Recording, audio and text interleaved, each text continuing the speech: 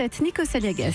Éric Ciotti, député des Républicains des Alpes-Maritimes, est votre invité, Audrey Crespo-Mara. Bonjour Éric Ciotti. Bonjour. J'ai une bonne et une mauvaise nouvelle pour vous. Je commence par la bonne nouvelle. Les chiffres sont à la une de la presse, plus 10 600. C'est la fédération LR des Alpes-Maritimes qui devient celle qui compte le plus d'adhérents et de loin. Et comme vous serez élu dans un mois président de cette fédération, ça signifie que j'ai en face de moi l'homme le plus puissant au sein des Républicains derrière Laurent Wauquiez. Vous confirmez ? Oh, c'est pas une question de puissance, c'est une question de mobilisation de nos militants. Je suis très heureux de cet engagement. J'ai déclaré ma candidature fin août sur une ligne claire, une ligne droite, et les militants sont revenus pour une grande partie vers notre famille. Quand on est clair, on convainc et on rassemble et on fédère. Alors votre adversaire Christian Estrosi a préféré retirer sa candidature dimanche pour éviter une défaite humiliante. Estrosi présidait depuis 1998 la Fédération des Alpes-Maritimes et vous avez décidé de vous présenter contre lui. Vous trouviez vraiment qu'il faisait du mauvais travail depuis 20 ans ou bien vous vouliez lui faire payer une bonne fois pour toutes son rapprochement avec Emmanuel Macron ? Il a présidé même depuis 1989, où il avait présidé le RPR. J'ai voulu ce débat avec lui, pas contre lui, pour clarifier les choses. Christian Estrosi, depuis 2 ans maintenant, même avant l'élection présidentielle, apporte un soutien permanent à Emmanuel Macron. Je respecte ce choix, mais je voulais simplement que les militants décident d'une ligne politique, celle du soutien à En Marche, officieux ou déguisé, et celle d'une ligne d'opposition qui prépare l'alternance d'une ligne droite dans la fidélité à notre famille politique. Moi, je n'ai pas changé au moment où certains étaient séduits par l'illusion macroniste, et on voit ce qu'il en est aujourd'hui.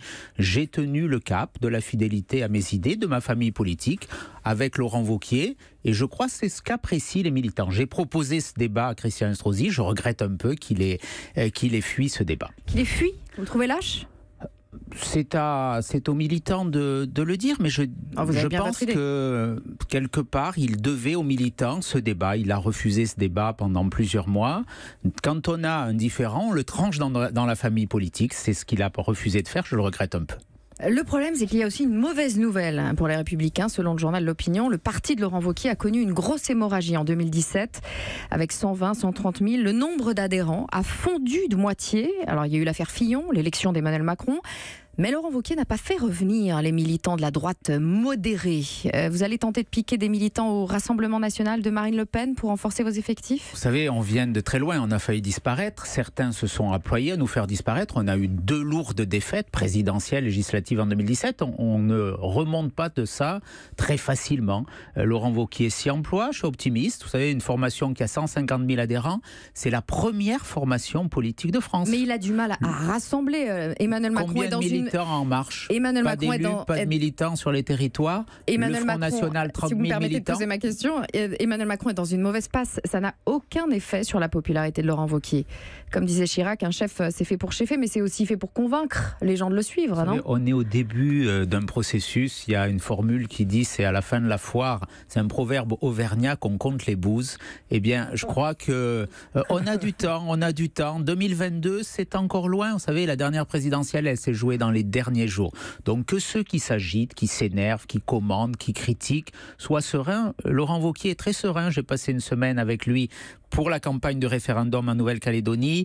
Il a une vision, il est planifié dans son organisation. Je lui fais confiance. Bon, Emmanuel Macron qui est dans une mauvaise passe. Hier encore, Alexandre Benalla était auditionné par les sénateurs. C'est cette affaire qui a signé les débuts des ennuis présidentiels. Pour vous, l'affaire Benalla, c'est quoi ? Un scandale d'État ou aller, au fond, une opportunité politique à saisir ? Cette affaire, au-delà des faits qui sont reprochés à M. Benalla, elle pose une seule question. Pourquoi le pouvoir est en panique quand on parle de M. Benalla ? Pourquoi a-t-il été autant protégé ? Regardez, depuis une semaine, le président de la République, plusieurs ministres ont fait pression sur le Sénat de façon scandaleuse. On se demande, et je me demande, qu'est-ce qu'il y a à cacher derrière tout cela ? Pourquoi quelqu'un dont l'affaire aurait pu être réglée, qui était grave, en quelques heures, par le directeur de cabinet du président de la République, a-t-il autant été protégé? Pourquoi il y a cet énervement? Pourquoi M. Griveaux, pourquoi la ministre de la Justice font tellement pression? C'est ça que nous devons, et nous devons la vérité. Le pouvoir doit la vérité. Pourquoi a-t-il protégé ce chargé de mission? Où est le vrai Benalla? Celui qui était policé, manifestement coaché par les communicants de l'Élysée. On avait vu Mimi Marchand, la gourou médiatique, à la manœuvre. Voilà. Donc, ou celui qui casse et qui part avec les coffres. Dans l'affaire Benalla, Gérard Collomb avait été mis en difficulté. Avant-hier, il a annoncé son envie de briguer un nouveau mandat de maire de Lyon et de quitter le gouvernement en 2019. Vous qui réclamiez sa démission, vous devez être content? Je n'ai jamais réclamé sa démission. Ce n'est pas mon habitude. J'ai dit simplement qu'on ne pouvait pas être un ministre de l'Intérieur par intermittence. Alors, un intermittent de la sécurité à Beauvau, en pleine menace terroriste, face à la crise migratoire, ce n'est pas possible. Vous dites intermittent de la sécurité parce qu'il annonce qu'il veut partir, mais Nicolas Sarkozy, ministre de l'Intérieur, n'avait quitté son ministère que fin mars 2007, alors qu'il avait depuis novembre 2016 annoncé sa candidature à la présidentielle. Donc lui n'était pas un intermittent de la sécurité? Je crois que ses résultats l'ont prouvé. Il était mobilisé en permanence. C'est d'ailleurs pour cela qu'il a été élu président de la République, parce qu'il a été un excellent ministre de l'Intérieur. On ne peut pas en dire autant de M. Collomb. Mais où sont les résultats? Nicolas Sarkozy ne pensait pas à sa campagne présidentielle alors qu'il était encore ministre de l'Intérieur, non pas 2 ans avant, comme Gérard Collomb, mais 2 mois avant? Mais M. Collomb a annoncé qu'il allait partir dans 9 mois. Ça veut dire qu'il est déjà ailleurs. Nicolas Sarkozy restait mobilisé jusqu'au dernier moment, dans un contexte différent, et lui avait des résultats. Aujourd'hui, c'est quoi les résultats de M. Collomb? 1000 agressions par jour, quasiment 700 cambriolages, une menace terroriste qui reste extrêmement forte, jamais autant de migrants arrivés en France. C'est ça le bilan. Une police qui est complètement méprisée, qui est en colère face au peu de considération du pouvoir. C'est un bilan qui appellerait, je pense, un sursaut de la part du pouvoir. Depuis hier à Salzbourg, un sommet européen sur la question des migrants se tient. Vous avez apporté votre soutien au Premier ministre hongrois Viktor Orban. Ça divise d'ailleurs votre parti. Est-ce que, comme Marine Le Pen, vous comptez faire des élections européennes un référendum anti-migrant? Est-ce que vous seriez favorable à une coalition avec l'extrême droite italienne de Matteo Salvini? Moi, je défends mes idées. Et je respecte les gouvernements qui ont été élus. La crise migratoire est une crise majeure qui est posée à l'Europe. Et sur cette question de coalition avec l'extrême droite de Matteo Salvini? Naturellement, aucune coalition. Nous avons nos idées, nous avons nos convictions, nos projets. Nous les portons avec les Républicains.